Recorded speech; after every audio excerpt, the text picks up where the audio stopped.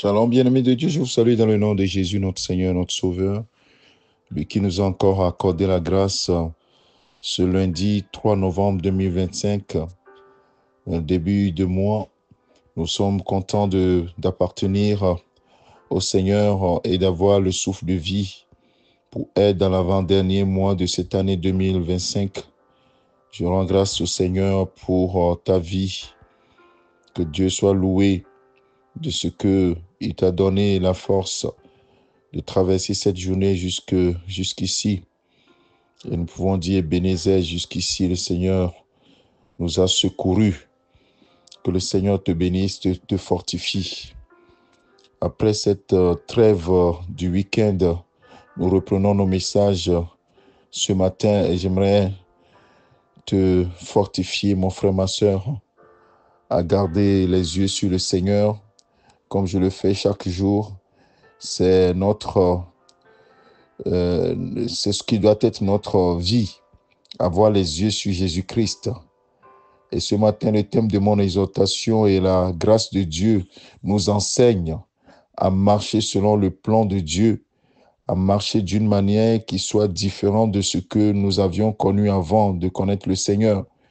Et si notre vie n'est pas alignée avec la parole de Dieu, cela sera dommage, parce que c'est ce à quoi nous sommes appelés, ce à quoi les enfants de Dieu sont appelés, marcher selon le plan de Dieu. Alors nous allons nous baser sur l'épître de Paul à Tite, l'épître de Paul à Tite, chapitre 2. J'aime beaucoup ce passage qui nous dit dans le verset 11. On va lire le verset 11 et le verset 12. Car la grâce de Dieu, source de salut, pour tous les hommes, je lis dans la version Louis II, et la grâce de Dieu, source de salut pour tous les hommes, a été manifestée. Elle nous enseigne à renoncer à l'impiété et aux convoitises mondaines et à vivre dans le siècle présent selon la sagesse, la justice et la piété. Amen. Oui, ce passage doit être médité par les enfants de Dieu de façon constante, c'est-à-dire que la grâce de Dieu qui a été manifestée, c'est la personne de Jésus. Jésus est le don de Dieu qui est venu vers l'humanité. La Bible dit que Dieu a tant aimé le monde qu'il a donné son Fils. Il a donné, c'est un don. Jésus-Christ est un don pour toi, mon frère, ma soeur. Et lorsque nous recevons ces dons, la Bible dit que nous avons la vie éternelle. Et donc, nous qui avons reçu ce don, cette grâce nous a été faite, ou bien nous avons accepté la grâce de Dieu.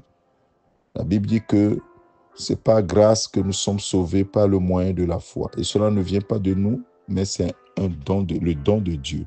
Dans Ephésiens chapitre 2, le verset 8. Alors cela nous enseigne quoi?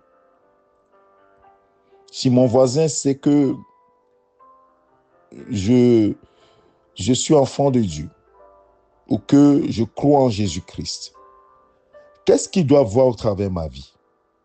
Qu'est-ce qu'il doit remarquer?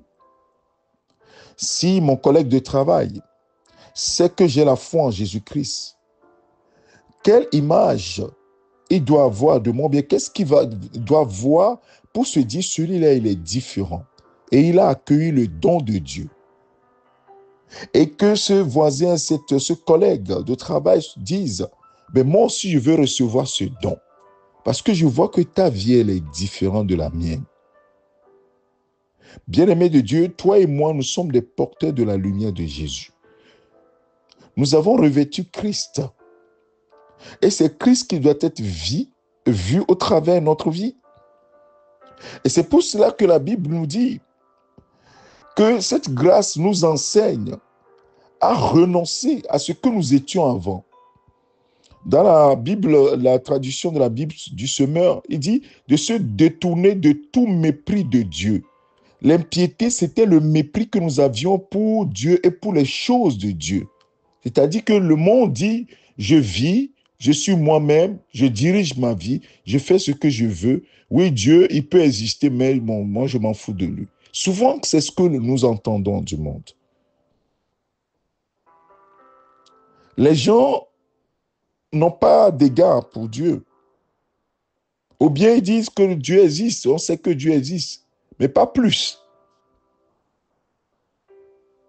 Et la Bible dit que nous qui avons reçu la grâce de Dieu, cette grâce de Dieu qui a été donnée à l'humanité, nous devons nous détourner de cette façon, ce mépris de Dieu. Dans tout ce que tu fais, dans tout ce que nous faisons, nous devons refléter cela. Et en plus, rejeter les passions des gens de ce monde. Et c'est ce que Louis II traduit par aux convoitises mondaines, renoncer aux convoitises mondaines. Nous ne pouvons plus vivre, courir après les choses du monde, courir comme si nous n'avions pas eu accès à cette grâce, source de salut. Mon frère, ma soeur, en ce début de mois de novembre, j'aimerais que tu examines ta vie. Nous sommes presque à la fin de l'année. Commence par faire le bilan de ta vie chrétienne. Peut-être que c'est cette année que tu as connu Jésus-Christ. Ou même c'est il y a 1 an, 2 ans, 10 ans, 20 ans, peu importe quand est-ce que tu as eu accès à cette grâce. Qu'est-ce qui a changé en réalité? Mon frère, ma soeur, est-ce que quelque chose a changé? Parce que si rien n'a changé, moi je me pose des questions. Si je suis ton ami et que je vois que tu me dis, oui, j'ai rencontré Jésus-Christ, la source de salut, c'est Jésus, la grâce de Dieu, source de salut, qui a été manifestée pour tous les hommes. J'ai reçu cette grâce, j'ai accepté Jésus-Christ. Et je vois que ta vie est la même chose que ce que je connaissais. Je vais me poser sûrement des questions. Alors, je te pose la question ce matin. Est-ce que cette grâce de Dieu, source de salut, t'enseigne quelque chose à marcher différemment? Ici, l'apôtre Paul, au travers de ce passage, et c'est le Saint-Esprit qui te le dit ce matin, il faut que tu renonces à toute vie qui est comparable à du mépris pour Dieu et à rejeter les passions des gens de ce monde, les convoitises mondaines. La Bible nous dit que le monde, c'est 3 choses, 3 racines principales. La convoitise des yeux, la convoitise de la chair, l'orgueil de la vie. Bien-aimés de Dieu, nous n'avons rien d'emmené dans ce monde et nous ne partirons avec rien du tout. Et maintenant, si nous renonçons à cela, nous devons vivre d'une autre manière. Vivre dans le siècle présent selon la sagesse. La sagesse, la justice et la piété. Dans la Bible du Semeur, on dit, nous devons vivre une vie équilibrée, juste et pleine de respect pour Dieu. Waouh! Mon frère, ma soeur, voilà ce à quoi le Saint-Esprit t'invite. Une vie équilibrée, une vie juste, une vie pleine de respect pour Dieu. Quand tu veux faire quelque chose, demande-toi, est-ce que c'est juste? Est-ce que c'est plein de respect pour Dieu? Puisque maintenant, tu as reçu cette grâce de Dieu. Dieu devient ton Père, puisque la Bible dit que nous devenons des enfants de Dieu. Et pour cela, nous devons un profond respect pour notre Dieu, une révérence pour notre Dieu. Oh mon frère, ma soeur, c'est ce à quoi ce passage nous invite ce matin, à revoir notre façon de marcher, à être les porteurs de la lumière de Jésus-Christ. Jésus dit, quand il est venu dans ce monde, je suis la lumière du monde. Et comme toi et moi, nous avons maintenant Jésus, la grâce de Dieu manifestée, nous aussi, nous devons être lumière du monde. En réalité, nous portons la lumière qui fait que nous reflétons cette lumière de Jésus-Christ, lui, la grande lumière du monde. Nous le portons en nous, cette lumière que nous devons dégager. Et les gens n'ont pas besoin de chercher pour voir la lumière. La lumière, quand elle arrive, elle éclaire les ténèbres. Quand elle arrive dans un lieu de ténèbres ou bien dans un lieu d'obscurité, la lumière, on voit la pointe de la lumière. On ne la cherche pas loin. Mon frère, ma soeur, quand les gens te voient, tes voisins te voient, tes amis te voient, est-ce qu'ils voient la lumière de Jésus-Christ? Est-ce qu'ils voient Christ? Si ce n'est pas le cas, tant que nous vivons, nous pouvons encore renoncer, faire le choix. Le choix de vivre selon le plan de Dieu. Le plan de Dieu pour les enfants de Dieu, qui sont les enfants de lumière, qui doivent vivre selon la lumière. Et la parole de Dieu nous enseigne comment il faut vivre selon la lumière. Mon frère, ma soeur, je t'encourage à t'appuyer sur cette grâce justement. Seigneur, par ta grâce, donne-moi de vivre une vie équilibrée, juste et pleine de respect pour mon Père céleste. Et le Saint-Esprit est là pour t'aider. Et il va le faire. Parce qu'il est là justement parce que il sait que Dieu sait que nous sommes faibles et que nous sommes dans un monde qui est difficile, qui va nous présenter des convoitises, des choses, et que nous devons lui résister. La Bible dit résister au diable et il s'enfuira loin de vous.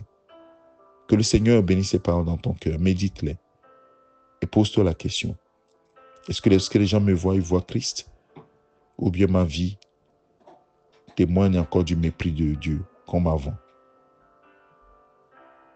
Ma vie doit être une vie qui respecte Dieu dans mes choix, qu'on voit le respect de Dieu, une vie juste, une vie équilibrée. Que le Seigneur bénisse ses paroles dans ton cœur. Nous allons prier. Père, que ton nom soit sanctifié et glorifié. Merci pour ces paroles, Seigneur, qui nous font du bien ce matin. Parce que, Seigneur, cela nous montre que nous sommes passés de la mort à la vie. En recevant Jésus-Christ comme Seigneur et Sauveur, nous passons des ténèbres à la lumière, de la mort à la vie. Et nous voulons, Seigneur, que notre vie reflète la lumière, reflète que nous sommes vivants pour Dieu et que nous avons un profond respect pour notre Père et marcher dans cette piété. Merci, Père, pour la vie de mon frère et de ma soeur qui reçoit ce message ce matin. Que, Seigneur, une décision soit prise. Donne-nous de prendre la décision. Parce que Jésus a tout accompli. C'est à nous maintenant de prendre la décision. Comme tu l'as dit à ton peuple, tu as dit, je mets devant toi le bien et le mal. Je te conseille de choisir le bien. Père, donne-nous de choisir la bonne part et de marcher selon ton plan. Par la direction du Saint-Esprit. Merci, Père, de ce que tu es fidèle. Et c'est toi qui nous aides à le faire par ton Esprit Saint, qui crée en nous le vouloir le faire. Sois élevé, Père, sois glorifié. C'est dans le nom de ton Fils Jésus-Christ que nous avons ainsi prié. Amen. Mon frère, ma soeur, que le Seigneur bénisse ce mois de novembre pour toi. Ce mois qui te permet de faire le bilan. Commencez par faire le bilan et de mettre en ordre ta vie. Que le Seigneur te garde. Je te souhaite une bonne semaine de travail. Que la paix de Christ remplisse ton cœur. C'est ton serviteur, le pasteur Alexandre. Amen.